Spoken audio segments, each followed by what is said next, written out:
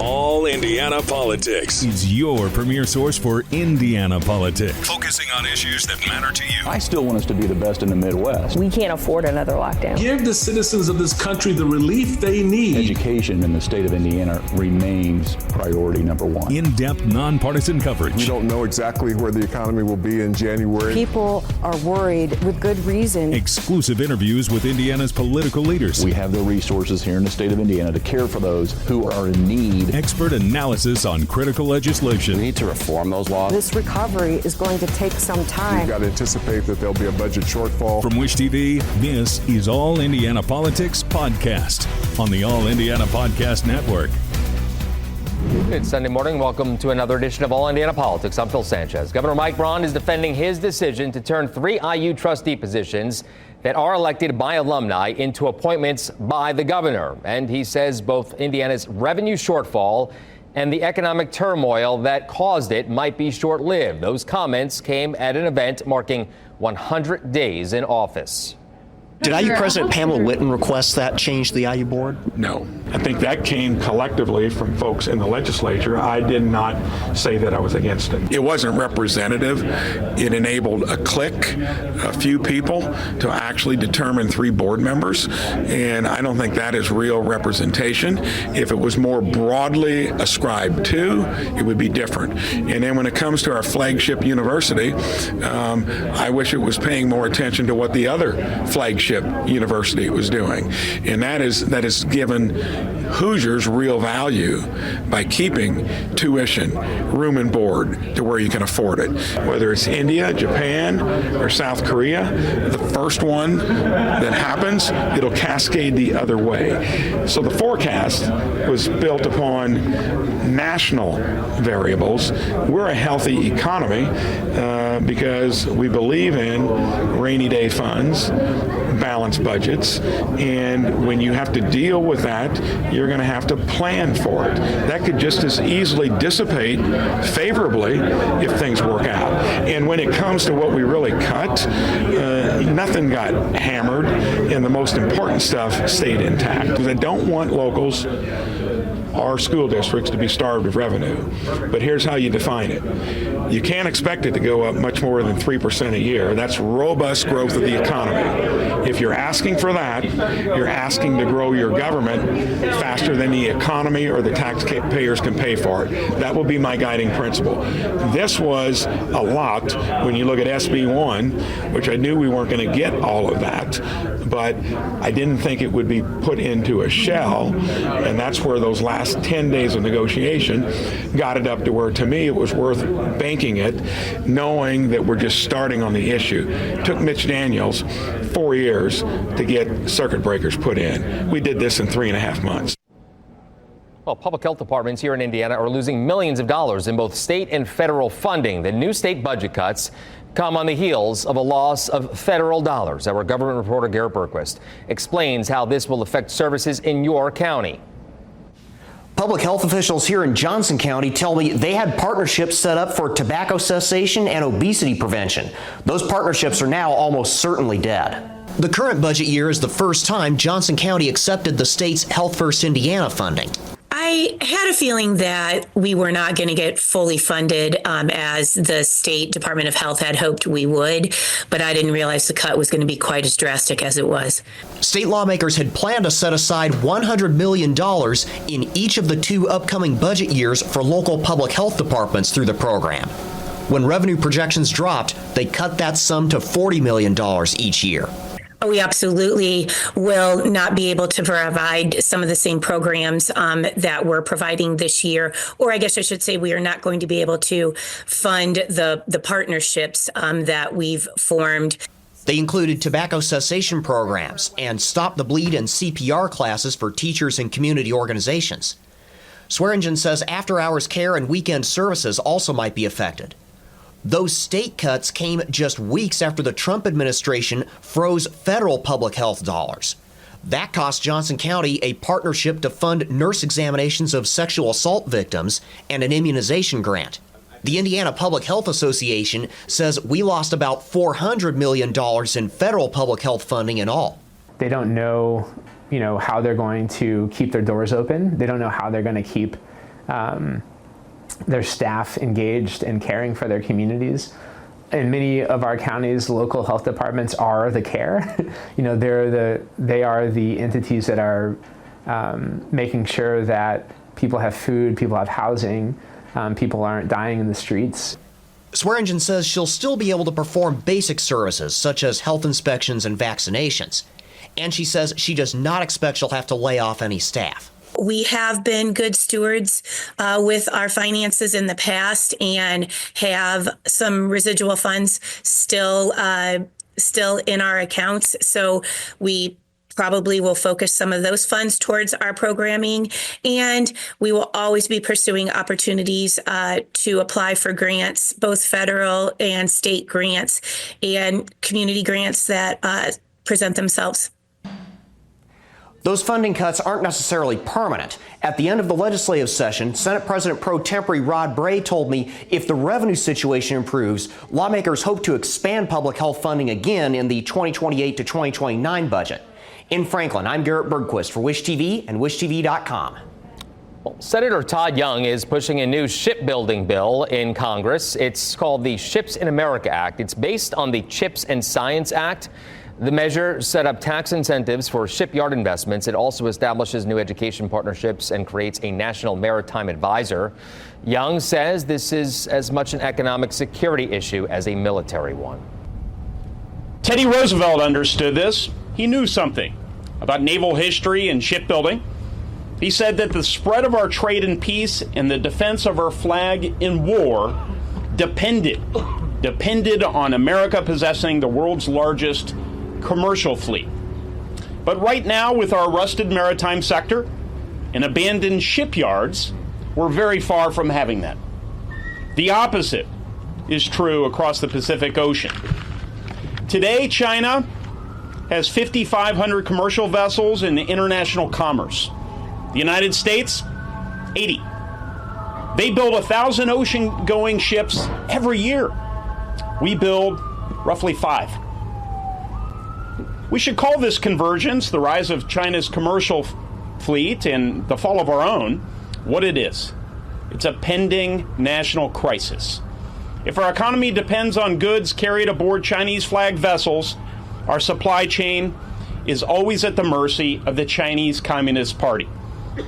If we have only a few seaworthy commercial vessels, we'll struggle to transport our troops to the front lines in the case of a conflict in the South China Sea.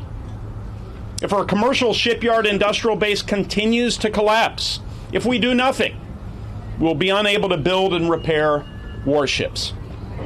It's, of course, time to change course. It's time to rebuild our merchant marine. Help is on its way. The Ships for America Act is our blueprint to begin this endeavor. Our bill will fund and cut the red tape stalling U.S. maritime policy. It will boost the U.S. merchant marine, revive our shipyard industrial base, protect our people and economy from foreign threats, and provide good-paying jobs to Americans. Americans whose creativity will help build the commercial fleet of the future.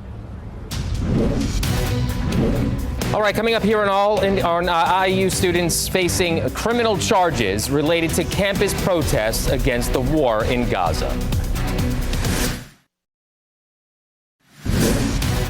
Welcome back. An IU grad student facing more than a dozen intimidation charges because of Christmas cards that she sent to IU Board of Trustee members. ITMate's Cody Fisher gathered details on what those cards said. Maria McComish is facing intimidation charges in 3 separate counties. Calls for Indiana University to divest from Israel go all the way back to the protests in Dunn Meadow last April. Court documents say the Christmas cards make those calls to divest illegal because of this language. You have until Jan 13th to meet these demands, or we will escalate to match the severity of the situation. We will not rest until you are no longer complicit. It was signed, sincerely, the IU Divestment Coalition. Because the cards called the killing of Palestinians genocide, the Hamilton County Prosecutor's Office says the phrase, "we will escalate to match the severity of the situation," means the cards are threatening to murder the Board of Trustees members who received them. That is our interpretation of the letter. We believe the intent was very clear. The prosecutor's office says the cards crossed the line of what is allowed under the First Amendment. The First Amendment definitely comes in freedom of speech, but this is not an acceptable expression of political thought or political speech.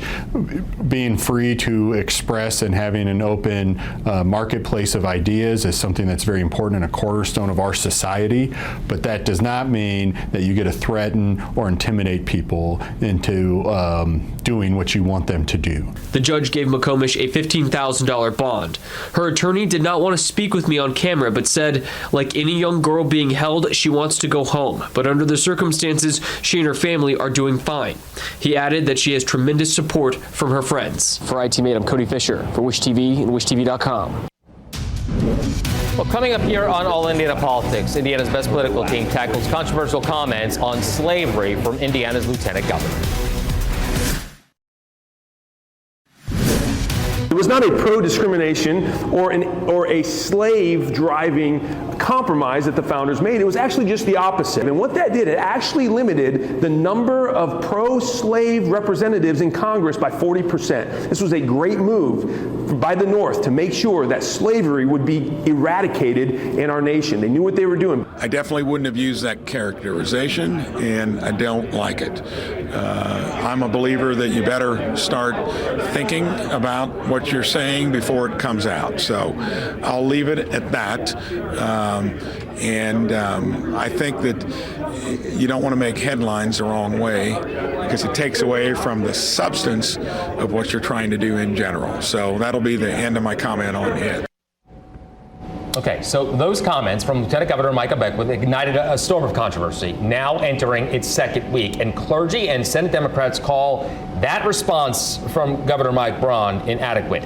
That sets up our first question for two members of Indiana's best political team, Democrat Dana Black and Republican Tom John. Good to see you both. Dana, we'll start with you here. Clergy groups here in Indianapolis say Braun questioned Beckwith's wording when the real problem really is the views that he conveyed. So your thoughts on all this? Absolutely. So, Micah Beckwith, unfortunately, is not a historian, okay? And he attempts to use biblical references as a way to codify his opinions. But you have to remember, some people back in the days of enslaved humans also used the Bible to justify slavery. Micah Beckwith is an unintelligent individual when it comes to history. He also is trying to use white supremacy and his white Christian nationalist views to, somehow solidify these ideas. This is nothing new. He's been coming with this nonsense for a very long time. And I'm sorry, Governor Braun had an opportunity to squash it, and he did not. But if you look at the history of Mike Braun, it's not like he has been reaching out to the black and brown communities of Indiana. So I'm not all warm and fuzzy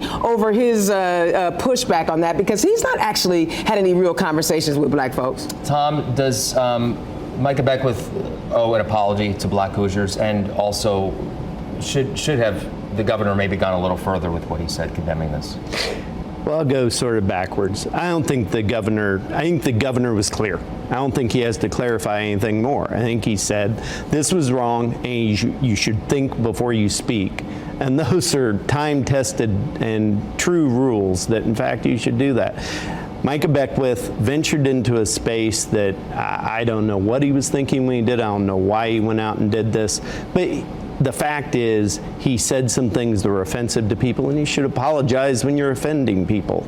I mean, that's the reality of it, is he ventured into a place that really had no place in a much larger and more important conversation of the great successes that came out of this legislative session, and really did have, it showed what a political neophyte really is, because you have a lot of great things to talk about, and he went out and completely created an issue with the discussion by doing this. So disappointing. Tom, as you know, some people say this is par for the course in today's Republican Party, that this these views are a little bit more mainstream within Republicans. Your thoughts? Well, these aren't views of the Republican Party. These are views of Micah Beckwith, who, quite frankly, likes to have his views out there regardless of whether they're thought through or not. And, we're looking at a situation where Governor Braun has a lot to celebrate in this session. He had property tax relief. He's trying to improve the health of Hoosiers. He's trying to do a lot of great things for our communities.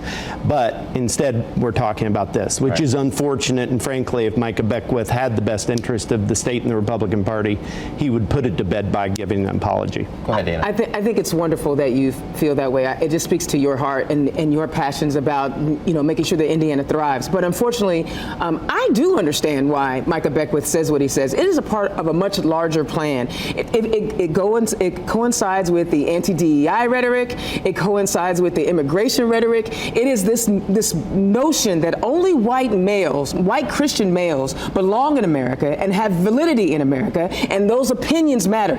This is not, it is par for the course when it comes to the Republican Party, because everything that they introduce is anti-black, anti-immigration, anti-anything that's not Christian. I know that you don't feel that way, but unfortunately Micah Beckwith does feel that way, and there's a whole following of folks that believe the same thing that he does. So Governor Braun's response came during an event talking about his first 100 days in office. So let's turn to that topic now. How would you, Tom, evaluate his first 100 days in office? I think you've seen great actions. You've seen what he promised in the campaign, which was property tax relief for Hoosiers. You've seen them making initiatives to improve Hoosier health. You've seen a new initiative on how they approach economic development. You've seen them undertake new legislation to improve public safety. You've really seen a lot of activity in partnership with the legislature, where the governor has come to them and he's wanted to be a partner. I think that coming out of this, understanding, right, this is the toughest session for a governor, because you're coming in, you've just taken office, now you have to get there. He jumped in with both feet, and I think can be proud of the session that they had. Same question, Dana. Also, how would you evaluate the Democrats' reaction to Braun's first 100 days? They've done the best that they could, being in the super minority. Mike Braun's, his tax relief attempt was more like a shell game. So yes, you gave property tax relief, but then you also gave municipalities the ability to raise income tax to cover the loss that those municipalities will not have because of property taxes.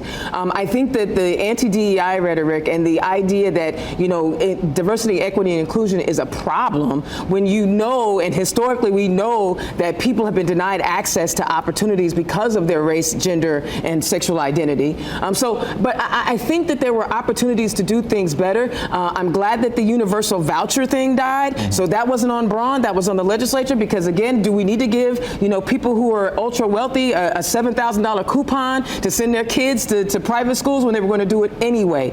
I am not all that pleased with what he did. I'm not all that. It doesn't stand him and go, ooh, because he didn't actually accomplish what he said he was going to accomplish. It was a little bit here and a little bit there.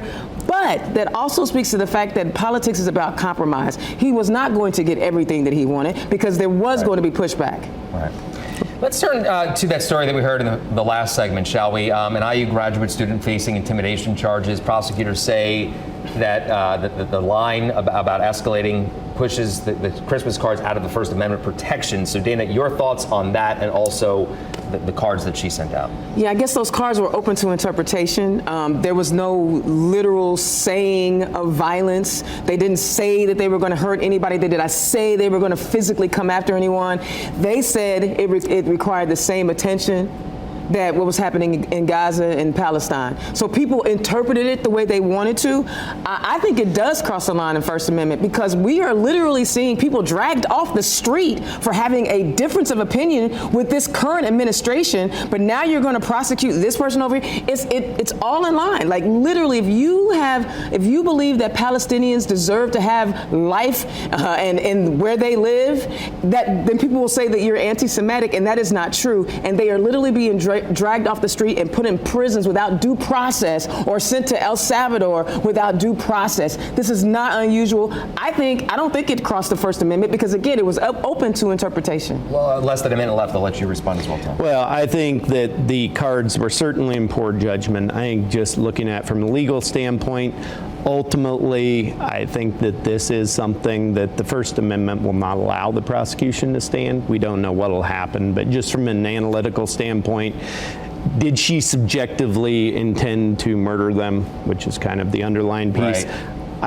I don't know that you'll see that proof. I doubt you do. If you do, then maybe it'll uphold, but I don't think it will. But it was tremendously poor judgment, and it goes to the current culture that we need to talk, not everybody be hyperbolic when we're going about having hard discussions about tough issues. I agree. More conversation, the better. I agree. I mean, poor judgment, definitely, but criminal, Yeah. All right, well, we'll see, and we will cover it.